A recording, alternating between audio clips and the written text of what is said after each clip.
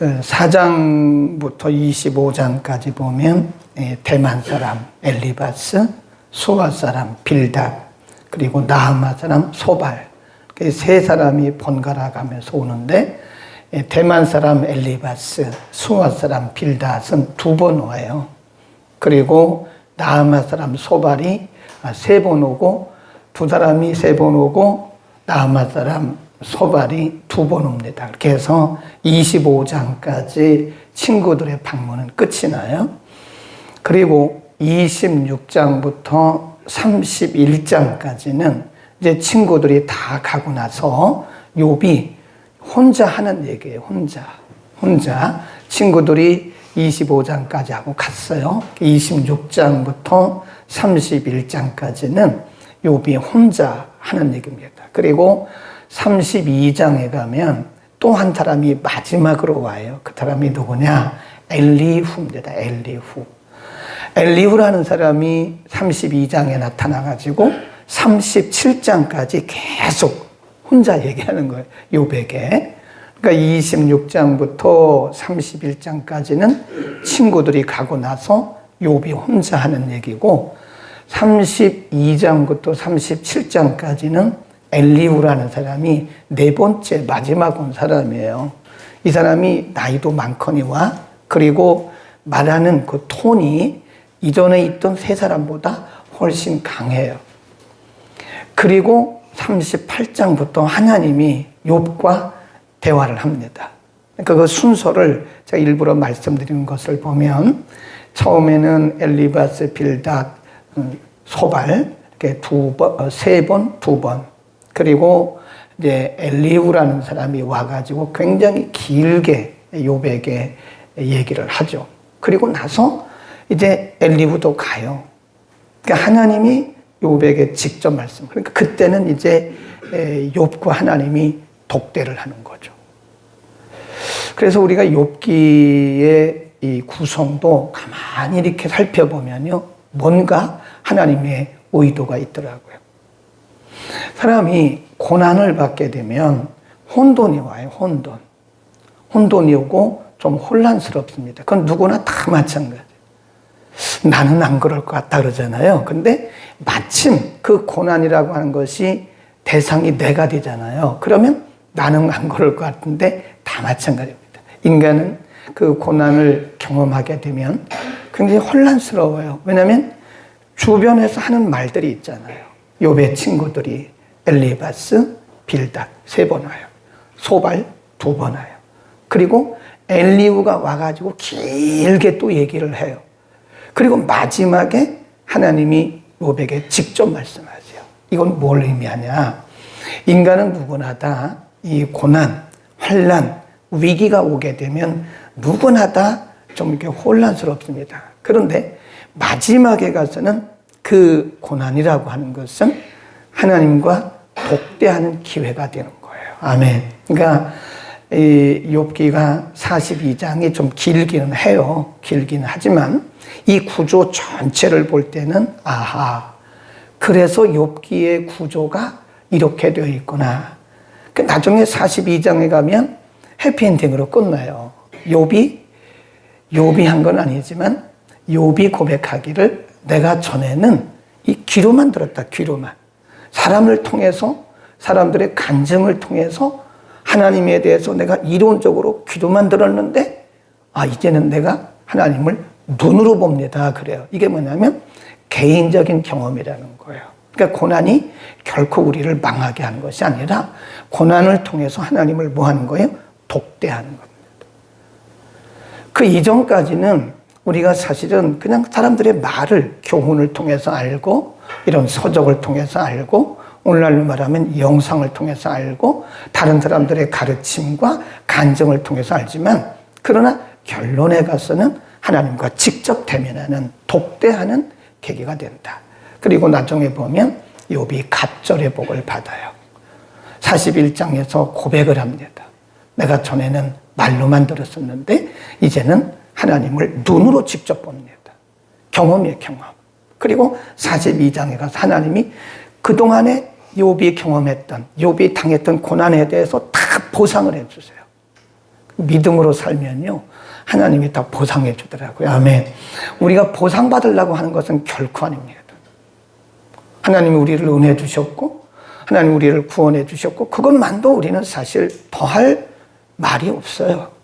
그런데 이 세상을 살아가는 동안에 하나님을 섬기는 과정에서 때로는 모해도 받고, 때로는 나중에 보면 욥이 자기의 수치심을 다 얘기를 합니다. 사람들에게 수치를 당하고 짓밟히고. 그러나 하나님을 향한 나의 믿음을 끝까지 지켰을 때 하나님은 반드시 보상을 해 주시더라. 우리가 보상받으려고 하는 것은 아닌데 하나님은 믿음을 지킨 사람들에 대해서는 욥처럼 갑절 그 이상의 보상을 해 주시더라. 오늘 본문에 보면 이 고난 속에서 욥이 갈구하는 게 있어요. 그게 뭐냐? 지혜가 어디 있느냐? 그래서 여기서 말하는 지혜라고 하는 것은 야고보서 1장에 말씀한 고난 중에 당하는 지혜를 말하는 거예요. 네, 여기서 말씀하는 지혜는 오늘 28장에서 욥이 그렇게 갈구하고 기다렸던 그 지혜는 공부 잘하는 그런 지혜가 아니에요. 사업자라는 그런 지혜가 아닙니다. 고난 중에 지금 욥의 친구들과 욥이 계속 갈등하면서 논쟁했던 것이 뭐죠? 너는 죄가 있어서 고난받는 거야? 라고 말했는데 욥은 그게 아니라는 거죠. 그 욥이 계속 궁금했던 것이 뭐냐면 내가 말씀대로 살고 내 뜻, 하나님의 뜻대로 살고 내가 믿음으로 살려고 했는데 내가 이런 고난이 왜 왔냐? 그거예요. 그 고난의 이유를 아는 지혜입니다. 거기 한번 보세요. 1절에서 11절 가운데 보면 욥은 이렇게 얘기를 합니다. 욥이 얼마나 지혜로운 사람인데요. 욥의 지혜를 보세요. 욥이 이렇게 말해요. 은은 나는 곳이 있고 연단하는 금은 나는 곳이 있고 철은 흙에서 취하고 동은 돌에서 녹여 얻는다. 사람이 흑암을 파고 끝까지 궁구하여 음녀와 요암 중에 광석을 구하되 그런 얘기. 지금 이 세상에 있는 모든 것들은 다 출처가 있다는 기원, 네. 금, 은, 동, 철 다 나는 곳이 있다는 거예요. 그 다음에 그 밑에 쭉 내려가 보면 7절 그 길은 솔개도 알지 못하고 매의 눈도 보지 못하고 위험스러운 짐승도 밟지 못하였고 사나운 사자도 그리로 지나가지 못하였느니라.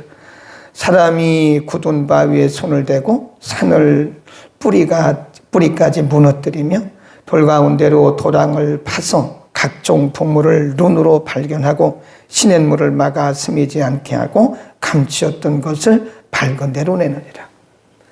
이 세상에 있는 것들은 다 기원과 출처가 있는데 그 다음에 12절 보세요. 그런데 지혜는 어디서 얻고 명철은 어디 있는가? 20절도 보면 그런즉 지혜는 어디서 오며 명철의 곳은 어디인고 그런 거예요. 이 세상의 모든 것들은 다 출처와 기원이 있는데 도대체 지혜는 하나님의 지혜는 어디 있는 겁니까? 라고 욥이 지금 혼자서 친구들이 가고 나서 그 지혜로운 친구들이 다 가고 나서 욥이 혼자서 지금 혼잣말로 하는 거예요. 내가 볼 때 세상의 것들은 다 출처와 기원이 있는데 도대체 내가 왜 고난을 받는지 내게 왜 이런 고난이 왔는지 알 수 있는 그 지혜는 어디 있단 말이냐 그러면서 혼자 지금 갈등하고 마음 아파하는 거죠. 그는 지혜의 가치에 대해서 이렇게 얘기를 합니다. 15절 정금으로도 바꿀 수 없고 뭐와 바꿀 수 없다는 거죠? 지혜를 정금으로도 바꿀 수 없고 은을 달아도 그 값을 당치 못하느니 오빌의 금이나 귀한 수만호나 남보석으로도 그 값을 당치 못하겠고 황금이나 유리라도 비교할 수 없고 정금 장식으로도 바꿀 수 없고 산호나 수종으로도 말할 수 없나니 지혜의 값은 홍보석보다 귀하구나. 그래서 계속 지혜가 얼마나 가치 있고 얼마나 소중한가. 그런데 이 지혜는 어디 있느냐 그 말이에요. 그러니까 여러분 이런 욥의 갈등, 욥의 간절한 마음, 이런 것을 보면 욥이 얼마나 하나님 중심이 있던 사람인가를 알 수 있죠. 근데 욥의 친구들처럼, 욥의 친구들이 말한 것처럼, 그래, 내가 죄가 있어서 그렇지, 그렇게 그냥 끝나는 것이 아니라, 하나님, 내가 하나님의 뜻대로 하나님 말씀대로 살려고 애를 썼는데 내게 이렇게 이런 고난이 어디서 오죠? 하나님 제발 좀 가르쳐 주세요. 네, 이 세상의 것들은 다 출처와 기원이 있는데 도대체 하나님의 지혜는 어디 있는 겁니까? 라고 욥은 하나님께 대해서 말하는 거예요, 지금. 그러니 이렇게 또 말합니다. 21, 22절 우리 함께 읽겠습니다. 21, 22 시작. 모든 생물의 눈에 숨겨졌고 공중의 새에게 가리워졌으며 멸망과 사망도 이르기를 우리가 귀로 그 소문을 들었다 하느니라. 그래. 도대체 하나님의 지혜는 어디 있는 겁니까? 라고 말하다가 이렇게 얘기를 합니다. 23절. 하나님이, 주어가 하나님이에요. 하나님이 그 길을 깨달으시며 있는 곳을 아시는, 오직 하나님만이 아시는구나, 그런 거죠. 그죠?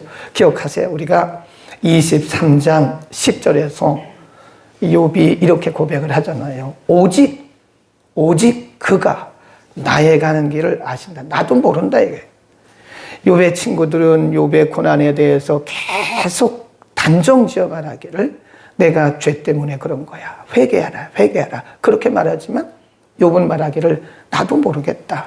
나도 모른다. 그러면서 23장 10절에서 그가 말하기를 오직 그가 나의 가는 길을 아시나니 나를 단련하신 후에는 내가 정금같이 나온다. 라고 하는 믿음뿐이지 사실은 나도 모르고 하나님밖에 모른다. 그 얘기죠. 그렇죠. 그러니까 우리가 누가 물어보면 모른다고 말하시는 게 정직한 거예요. 내가 기도해 보니까 이런 것 같아. 그것도 말하지 마세요. 그거 위험합니다. 우리가 어떻게 하나님의 영역을 어떻게 알아요? 우리 자신도 몰라요. 욥과 같이 이렇게 영적이고 영성이 있고 지혜로운 사람도 말하기를 오직 하나님만 아신다 그러잖아요. 그렇죠? 23장 10절에서 오직 그가 아시네. 이유가 뭔지 나는 모르지만 오직 그분이 아시나니 나의 가는 길을 그분이 아시니 나를 테스트하신 후에는, 나를 단련하신 후에는 궁극적으로 나를 정금같이 나오게 할 것이다 라고 하는, 그러니까 결국은 나는 이유가 뭔지는 몰라요. 그런데 중요한 것은 하나님께서 나를 반드시 승리케 하시고 나를 반드시 이기게 하시고 반드시 나를 유익하게 하실 것을 나는 믿습니다 라고 하는 욥의 믿음이죠. 네, 모릅니다, 여러분. 하나님만 아신다고 그랬잖아요. 지금 여기 말하기를. 네, 다시 한번 보세요. 하나님이 그 길을 깨달으시며 있는 곳을 아시나니 이는 그가 땅끝까지 감찰하시며 온 천하를 두루보시며 바람의 경중을 정하시며 물을 대어 그 분량을 정하시며 비를 위하여 명령하시고 우레의 번개를 위하여 길을 정하셨습니다. 그때 지혜를 보시고 선포하시며 굳게 세우시며 궁구하셨다. 그러니까 지혜의 출처는 하나님이다. 네. 끝까지 욥은 그 지혜는, 그리고 내가 이런 당하는, 내가 경험하고 있는 고난을 아는 분은, 이 고난의 이유를 아는 분은 하나님밖에 없다. 그런 거죠. 그리고 나서 28절에서 결론을 내립니다. 28절이 결론입니다. 그가 뭐라고 얘기를 하느냐? 28절 읽습니다. 시작. 또 사람에게 이르기를 주를 경외함이 곧 지혜요 악을 떠남이 명철이라 하셨느니라. 그 고난 가운데서 그 고난의 원인이, 고난의 이유가 뭔지 나도 모르겠다. 그러나 내가 깨달은 것은 뭐냐? 하나님을 경외하는 것이 그의 지혜구나. 그리고 악에서 떠나는 것이 그게 명철이구나. 이렇게 말을 하는 거잖아요. 아멘. 그러니까 욥의 결론입니다. 하나님, 저는 모르겠어요. 제가 왜 이렇게 이런 고난을 만나는지는 모르겠어요. 그런데 제가 깨닫기는 그래도 그럼에도 불구하고 하나님을 경외하고, 악에서 떠난단 말은 하나님을 원망하고 불평하고 그걸 얘기하는 거예요. 이런 환경 가운데서 내가 하나님 앞에 불신앙적인 말을 하거나 원망하고 불평하고 그런 것이 아니라 내가 하나님을 끝까지 내 마음에 모시고 하나님을 경외하는 것이 이게 지혜인 줄을 알겠습니다. 그런 거죠. 거기 보면 하나님을 경외함이 곧 지혜라 그래요. 잠언 1장 7절이라고 써놓으세요. 잠언 1장 7절에도 뭐라고 말씀하냐면 하나님을 경외함이 지혜와 지식의 근본이다. 근본이란 말은 시작이다. 그런 뜻입니다. 하나님을 경외하는 것이. 자, 그러면 경외한다는 것이 뭐냐? 이 경외한다는 뜻은요, 두려워한다는 뜻인데 그냥 막연하게 두려워하는 것이 아닙니다. 막연하게 하나님을 두려워하는 것이 경외하는 게 아니에요. 물론 그것도 경외죠. 네, 진짜 하나님을 경외한다는 것은요, 하나님을 두려워하는 것도 있지만 경외는 하나님을 인정하는 거예요. 하나님의 권위를 인정하는 겁니다. 그분의 통치를 인정하는 겁니다. 그리고 나서 두 번째가 뭐냐면 신뢰하는 거예요. 신뢰. 그분을 신뢰하는 것이 경외하는 겁니다. 예를 들어서 우리가 부모, 성경에 보면 내 부모를 공경하라 그랬고요. 또 어떤 데는 내 부모를 경외하라 그랬어요. 근데 우리가 부모님에게 예를 들어서 용돈도 드리고 옷도 사드리고 맛있는 음식도 해드려요. 그런데 부모의 권위를 인정하지 않아요. 그건 경외하는 게 아니에요. 경외를 그렇게 생각하면 안 돼요. 경외는 그분의 권위를 인정하는 게 경외입니다. 존경하는 거죠. 존경. 그러니까 우리가 하나님을 인정하고 하나님을 나의 주인으로 인정하고 그분의 권위를 인정하고 그런다면요, 사실은 그분의 통치를 우리가 받아들입니다. 욥이 아주 멋있는 얘기를 했어요. 1장으로 한번 가보세요. 그게 경외예요. 욥기 1장 21절 봅니다. 지금 모든 재산 다 잃어버렸어요. 욥기 1장 21절 21절 가로되 내가 못해서 적신이 나와 싸운즉 또한 적신이 그리로 돌아가올지라. 주신 자도 여호와시요 취하신 자도 여호와시니 여호와의 이름이 찬송을 받을지나 하고 이 모든 일에 욥이 범죄하지 아니하고 하나님을 행하여 어리석게 원망하지 아니했다. 이게 경외예요. 지금 욥은요, 그 재산 다 잃어버렸습니다. 네, 며칠 만에 그 많던 가축들 다 죽었어요. 바람이 와서 죽고 그냥 뭐 천둥번개에서 죽고 다 죽었어요. 모든 재산 다 잃었습니다. 이 상황에서 누가 아멘 할 수 있습니까? 아멘 못합니다. 여러분이 평생 해오던 사업이 어느 날 갑자기 다 망쳤어요. 사업이 다 무너졌어요. 그거 순간이더라고 보니까요. 이 아무리 평생에 쌓아놨어도요, 사업이 완전히 무너지는 거 그거 순식간이더라고요. 제가 그런 분 여러 분 봤어요. 순식간에. 그때 여러분이 아멘이라고 말할 수 있는 사람이 우리 가운데 몇 명이나 있겠어요. 혼돈스럽죠. 혼란스럽죠. 네, 사람 원망해야 되겠죠. 누구 때문에 그렇다, 누구 때문에 그렇다. 네, 자기 때문에 그렇단 말은 잘 안 하죠. 대부분. 근데 욥이 말하기를 21절에서 이렇게 말해요. 주신 자도 하나님인데 가져가신 거 하나님이지. 이게 인정하는 거예요. 아멘. 이게 쉽지 않습니다. 하나님을 경외한다는 것이 하나님이 주인이신데, 아니 주신 자니 그분인데 그분이 가져가셨는데 뭐 내가 그분에 대해서 할 말이 뭐가 있냐 이거예요. 그게 하나님의 권위를 인정하는 겁니다. 이 쉽지 않아요. 이거 정말 쉽지 않습니다. 모든 것을 다 잃어버린 상태에서 하나님이 주인이십니다. 하나님이 주셨으니 하나님이 가져가시는 것도 당연한 겁니다. 이렇게 말하는 게 그게 경외라는 거예요. 그리고 22절에 보면 뭐라 그래요? 그가 입술로 어리석게 하나님을 원망하지 않았다. 그러잖아요. 이게 경외입니다. 네. 경외라는 게 하나님 앞에 벌벌 떠는 게 그게 경외한 게 아니에요. 하나님을 인정하는 거예요. 그리고 그분의 통치, 그분의 권위, 하나님이 주인이시라고 그러잖아요. 하나님이 주인이신데 주인이 주셨다가 주인이 가져가시는데 내가 어떻게 그 주인에게 말을 할 수 있냐 그 얘기죠. 네. 그 다음 2장 10절 보세요. 2장 10절은 욥의 아내가 욥을 비난하고 갔어요. 2장 9절부터 보세요. 9절, 10절 시작. 그 아내가 그에게 이르되 당신이 그래도 자기의 굳게 지키느냐? 하나님을 욕하고 죽어라. 저주한 거죠. 저주한 거예요. 뭐 하나님이 계셔? 하나님 계셔? 하나님 계시면 이럴 수가 있어? 당신이 그래도 믿음 지켜? 그러지 말고 하나님 욕하고 죽어버려. 그런 얘기예요. 10절 욥이 하는 말입니다. 시작. 그가 이르되 그대의 말이 어리석은 여자 중 하나의 말 같도다.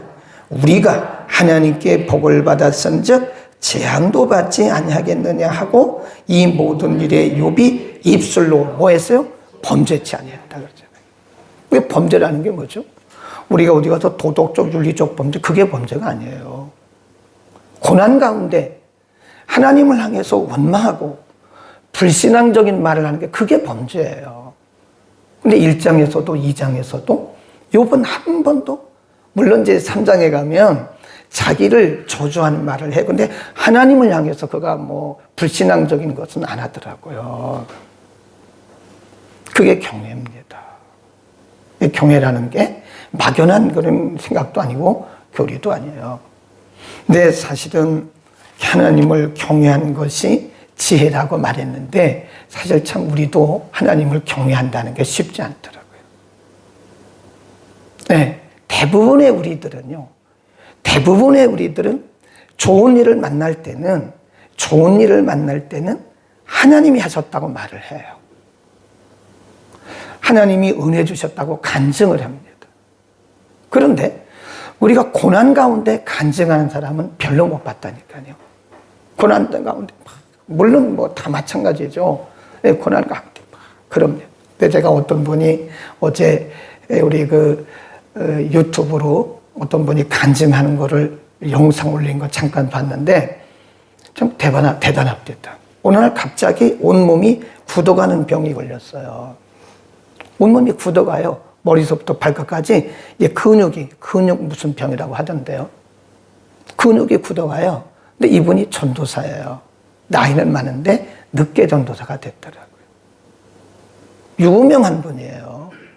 부귀영화를 다 누렸던 분이에요. 근데 어느 날 갑자기 자기도 모르는 가운데 몸이 이상해지더니 서서히 굳어가는 거예요.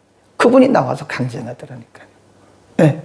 아니, 간증이라는 것은 내가 치유받았을 때 하는 거지. 아니, 내가 지금 온몸이 굳어가고 있는데 이게 간증이라니? 그게 진짜 간증이에요. 치유받은 이후에 하는 거는 다 할 수 있어요. 그건 뭐 안 믿는 사람도 할 수 있고 믿음이 부족한 사람, 초신자도 할 수 있어요. 그러나 내가 고난 중에 있을 때, 고난이 지금 계속 진행되고 있는 중에 그럼에도 불구하고 하나님의 이름을 높이고 고난이 진행되고 있는 중에도 불구하고 하나님이 하셨다고 말을 하고, 이게 진짜 간증입니다. 이게 경외예요, 경외. 이해하시겠죠? 그러니까 경외라는 것이 막연하게 어떤 교리적으로 그런 게 아닙니다. 경외는 하나님을 인정하는 거예요. 아, 그분이 주인이시군.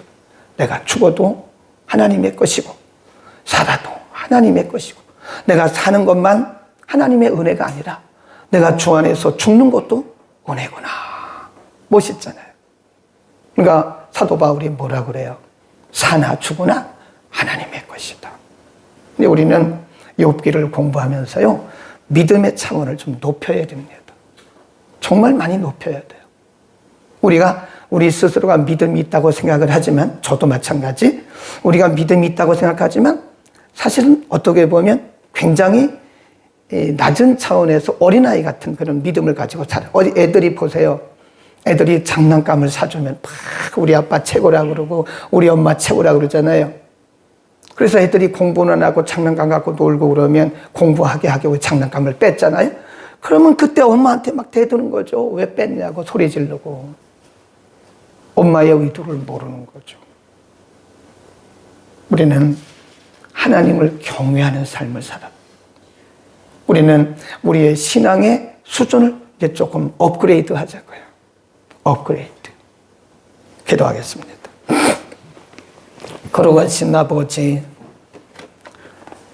욥이 그 고난이 길어지는 상황 가운데서도 하나님을 향해서 원망하거나 불평하지 않고 불신앙에 빠지지 않고 친구들로부터 모진 조롱을 받을 때에도 수치감을 느끼면서까지도 그가 하나님을 불신하거나 하나님을 죄되게 원망하지 않고 하나님의 지혜를 구하면서 오늘 말씀에서 하나님을 경외하는 것이 지식이요 지혜요 명철이라고 말씀했습니다.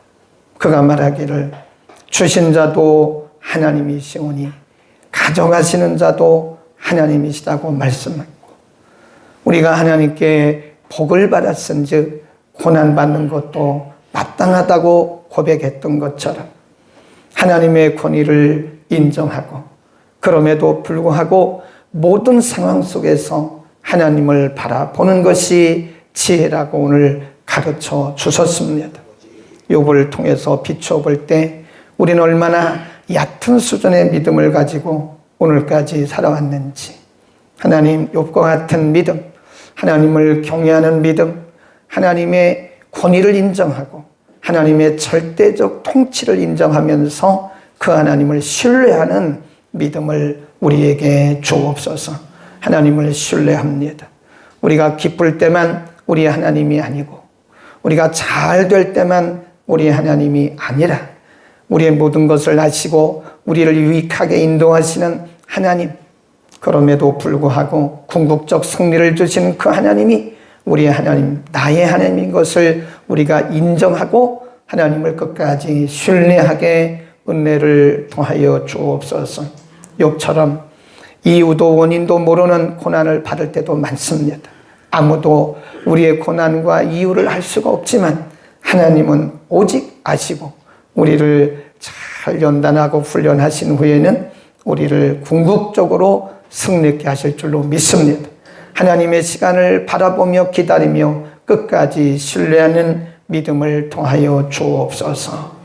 우리 성도들 가운데는 이유도 원인도 알 수 없는 여러 가지 고난 가운데서 지금도 육신적으로, 경제적으로, 인간관계 속에서 어려움 당하는 이들이 있습니다. 하나님, 저들을 욥처럼 찾아가 주시고 위로해 주시고 저들에게도 하나님을 끝까지 신뢰하는 믿음을 허락하여 주옵소서. 오늘 하나님을 예배하는 주일입니다. 지구촌 곳곳에서 주의 이름으로 모이는 곳곳마다 은혜를 허락하시고 하나님을 대신하여 하나님의 생명의 말씀을 대언하는 주의 종들을 하나님 특별히 축복하소서. 하나님의 세우신 교회 강단마다 은혜의 강물이 넘치게 하옵소서. 하나님, 올해 2023년을 보내면서 3인 3색 은혜의 밤, 오늘 첫날 밤입니다. 많은 성도들이 와서 은혜 받게 하시고 회복되게 하시고 성숙되게 하옵소서. 예수 그리스도의 이름으로 기도드립니다. 아멘.